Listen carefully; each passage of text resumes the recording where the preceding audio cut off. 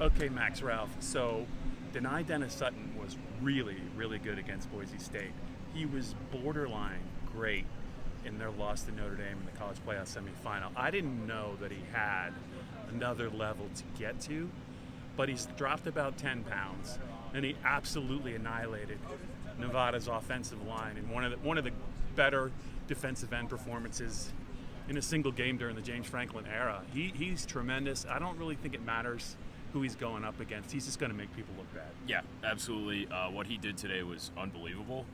Penn State is definitely going to be fine without Abdul Carter because Dani Dennis-Sutton is absolutely the real deal. Yeah. I would venture to say, when he's healthy, he might be the best defensive end in America right now. Yeah. He's just doing things that we haven't seen him do before. It's really impressive. One thing I will say, the only time Nevada had a little bit of success on offense was when they were able to run opposite of him. Some of those young guys are really going to need these first 3 games to figure things out. But, Dani, unbelievable today. And I think at the next level, they're going to appreciate him even more. James talked about it after the game. I've seen a lot of good defensive ends. Tom Bahali, Michael Haynes in 2002, Odafe Owe, Abdul Carter last year. But what separates Dani is he's a more complete defensive end. He can be a demon against the run or the pass at his size, and that translates so well to the next level. And James said what he loves about him is, he's got Abdul's motor. He doesn't take plays off. He's very serious about his game, and I do actually think he's going to get better as this season goes on. And I agree. I think he is right now a first-round pick. I think a lot of people were sleeping on him last year, but the way he finished, we could talk about some other players, but he's spectacular. He is. He's unbelievable. 2 forced fumbles today. First guy to do it since Micah Parsons, which that's pretty good company to hang with. Yeah, he came in the interview room. He's always a good guy to talk to. James, I think we should just talk about this a little bit. So I think if Penn State fans were at the game or watched it, he was very upset with the officials late. Penn State, by the way, did not cover on a late touchdown. I think some things did not go James's way. He expressed his frustration, but really, Penn State now is to the point, Max, where they're kind of quibbling about a game in which we talked about Dani. The other team, I don't think, scored a touchdown in the first 3 quarters. They scored on their first 9 drives. They got some big plays in the kicking game. I mean, when this team does finally fine-tune everything, based upon some of the other results we saw today, they're going to be really tough to beat. Yeah, they are. There are some concerns maybe about not scoring in the red zone when they've got short fields. James Franklin talked about it.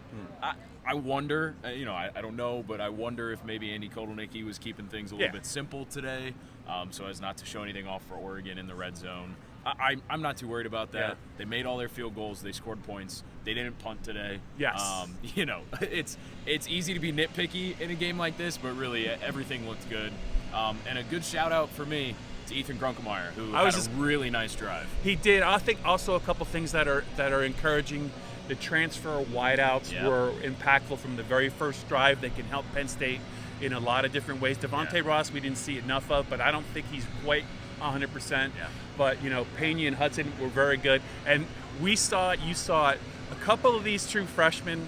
Darius Dixon had a play on a kickoff coverage play that he kind of reminded me of what he did in the blue-white game. Yeah. And Chaz Coleman, in about a month, is going to be a really big part of the edge rusher room. Yeah, he is. Jalen Harvey, a ton of reps at defensive end, too. I do think they need Zariah Fisher back, who did not play today.